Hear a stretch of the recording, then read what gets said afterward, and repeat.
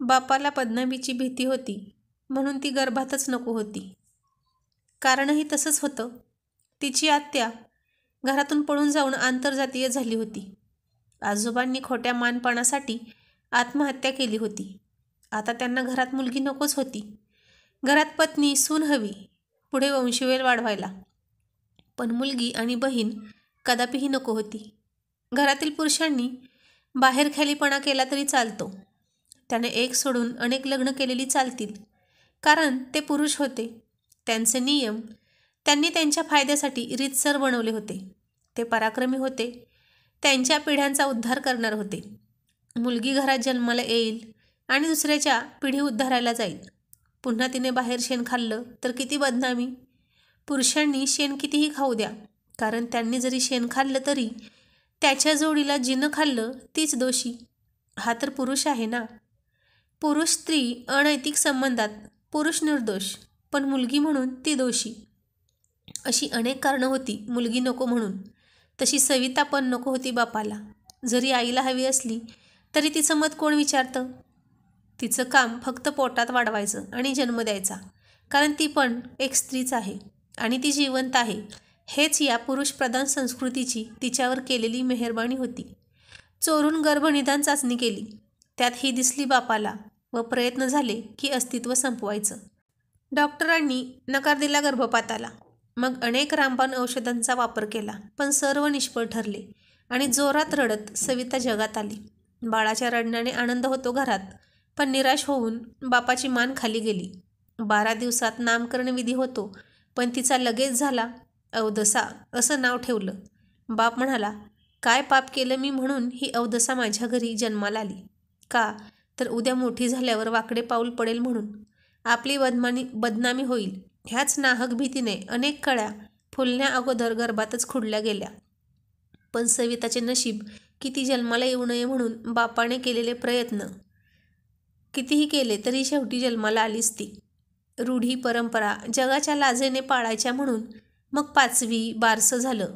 बारशाला कोणीतरी सविता नाव सुचवलं, पण तिची आजी तिला आवाज देताना ए अवदसे असंच बोलवायची. तिला अवदसा म्हणजे काय हे सुरुवातीला माहीतच नव्हतं. जसा त्या शब्दाचा अर्थ माहीत झाला ती दुःखी झाली, पण तक्रार करायची कोणाकडे? येथे कुंपणच शेत खात होतं. लहान असल्यापासून तिच्यावर निर्बंध लादले गेले. मुलीच्या जातीने जास्त खेळायचं नाही, उड्या मारत फिरायचं नाही, परक्या माणसाबरोबर बोलायचं नाही, 7च्या नंतर घराबाहेर पडायचं नाही, कपडे संपूर्ण अंगभर वापरायचे. गावात 7वीपर्यंत शाळा होती. 7वीला चांगल्या गुणांनी पास झाली, पण पुढे शिकायला पाठवले नाही. तिकडे तिने काही केलं तर? तिचा बाप नावाचा प्राणी हा एक दक्षता घेत होता आणि ती वयात आली आणि जणू जिजिया कर तिच्यावर लादला गेला. तिच्यावरच्या अनेक जाचक अटींमध्ये वाढ झाली. जवळजवळ घराच्या बाहेर पडणे मुश्किल होऊन गेलं. पुरुषांशी बोलणं तर दूर, तिच्या मैत्रिणींबरोबर बोलणे पण कमी झालं. एक दिवस धनंजय पाहुणा म्हणून तिच्या गावात आला. भारतीय लष्कर सेवेत असणारा तो. त्याची आत्या तिच्या गावात होती. गावात सहज फेरफटका मारत असताना सविताची आणि त्याची नजरानजर झाली. तिने लगेच नजर बाजूला फिरवली. आता समोरून तो निघून गेला असेल म्हणून तिने मान वर करून पाहिले, तर तो तिच्याकडे एकटक पाहत होता.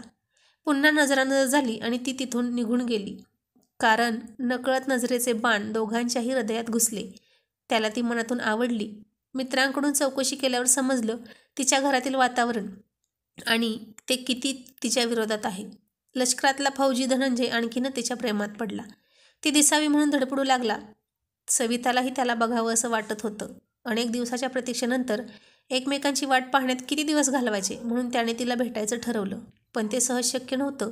तिला तर घरातून बाहेर निघण्याची चोरी होती. आज जे होईल ते होईल, होऊन जाऊ दे असं विचारत त्याने निरोप देऊन भेटायला बोलावले. भेटण्याचं ठिकाण गावातील नदी आणि वेळ संध्याकाळची, कारण तेथे कोणी नसणार. कोणालाही जोडीला न घेता धनंजय नदी किनाऱ्याला जाऊन तिची वाट पाहत होता. हाताच्या बोटांनी ती येईल असे लिहित होता, पण ती नक्की येईल का? मनात त्या प्रश्नाने खळबळ माजवली होती. त्याला सहज येणे शक्य होतं, पण तिला अनेक अडथळे पार करायचे होते. काहीतरी खोटं सांगायचं होतं घरात, मग हळूच सर्वांच्या नजरा चुकवून त्याला भेटायचं होतं.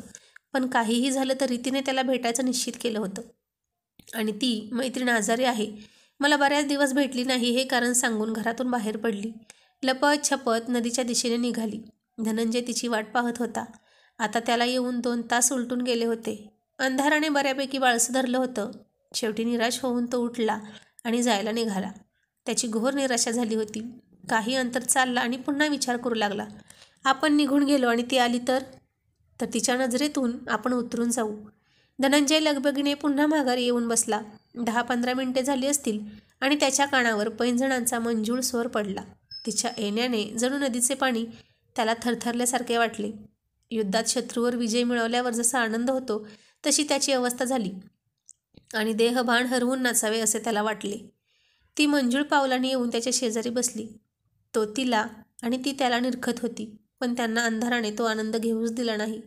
पण दिवसा एकमेकाला चोरट्या नजरेनं पाहिलेलं रूप समोर होतंच. तिचे बोलके डोळे त्याला बरेच काही सांगून गेले होते. खऱ्या प्रेमाला हेच वरदान असतं. बोला किंवा बोलू नका किंवा मुके शब्द म्हणा, तरी डोळे एकमेकांशी मनसोक्त बोलत असतात. त्यांनी अगोदरच एकमेकांच्या डोळ्यातून संवाद साधला होता. आता फक्त एकमेकाला दोघांचा आवाज ऐकायचा होता. पुढाकार घेऊन धनंजयने तिचा हात हातात घेतला आणि आयुष्यातील पुरुषाचा स्पर्श तिने पहिल्यांदा अनुभवला. त्या स्पर्शात आपलेपणाच्या भावनेचा तिला अनुभव आला. धनंजय हळूच म्हणाला, मला तुझे नाव माहीत आहेच, पण ते तुझ्या मुखातून ऐकायचे आहे. सविताचं शरीर थरथरत होतं. आता हवेनंही आपला मस्तिखोरपणा सुरू केला. शब्द सहज उमटायला तिला जड पडत होते. सविता, तिने काहीच चाचरत सांगितलं. पहिला आवाज होता तिचा, त्यानं ऐकलेला, ज्यात कंप होता, पण त्यानं हृदय द्रवलं होतं त्याचं. सिनियरचा पहाडी आवाज आणि त्याला प्रतिक्रिया देताना याचाही पहाडी आवाज असायचा. पण आजचा संवाद किती गोड आवाजात घडत होता आणि त्यालाच त्याचं हसू आलं. त्याने तिचा हात सर्वोच्च प्रेमाने हळूवार आवळला. नाजूक चुंबन घेतलं त्या हाताचं. तो हात तसाच घेऊन हृदयाशी कवटाळला. सविताला पुरुषाकडून असे प्रेम प्रथमच लाभत होतं. नकळत तिच्या डोळ्यात अश्रूचा पूर दाटला. त्याने विचारलं तिला, काय झालं, का रडतेस? आयुष्यात मला असे प्रेम प्रथमच मिळत आहे.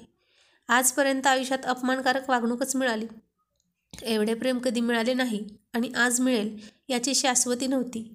मग नकळत त्यानं तिला मिठीत घेतलं आणि ती ओक्साबोक्शी रडत होती. तर तो बापाच्या मायेने तिला पाठीवर थोपटत गप्प करत होता. आता नकळत हवेची मुजुरी वाढली होती. ती त्यांना जवळ, अगदी जवळ यायला भाग पाडत होती. त्याच्या मिठीतली ऊब तिला हवीहवीशी वाटली. आकाशातील चंद्राला साक्षी मानून एकमेकांना पती-पत्नी म्हणून स्वीकारलं होतं. समाज मान्यता असावी हा आग्रह दोघांचाही नव्हता. विवाहानंतर जे पुरुष आणि स्त्रीत घडतं ते विवाहापूर्वी सविता आणि धनंजयमध्ये नकळत घडून गेलं आणि तिच्या चेहऱ्यावर लाली पसरली. कारण दोघं संपूर्णपणे जगाला विसरले होते आणि तेथे जन्मोजन्मीच्या संगतीच्या आणाभाका घेतल्या. पुढच्या सुट्टीत तो तिला समाज मान्यतेने अर्धांगिनी बनवणार होता. आज ती खूप आनंदात होती. नकळत स्वतःच्या पायाने नदीच्या पाण्यात असलेल्या चंद्राला ती नाचवत होती. तिच्या आनंदात विरजण पडायला नको म्हणून तो चंद्रही नाचत होता. सविता आणि धनंजय दोघे एकमेकांच्या सहवासात एवढे वाहत गेले की रात्र आता अर्ध्यावर येऊन ठेपली. धनंजयच्या लक्षात आलं, खूपच उशीर झाला आहे, आता निघालं पाहिजे. दोघे एकमेकांचा निरोप घेऊन निघाले. पण दुसऱ्या दिवशी संध्याकाळी 7 वाजता ते भेटणार होते, न चुकता.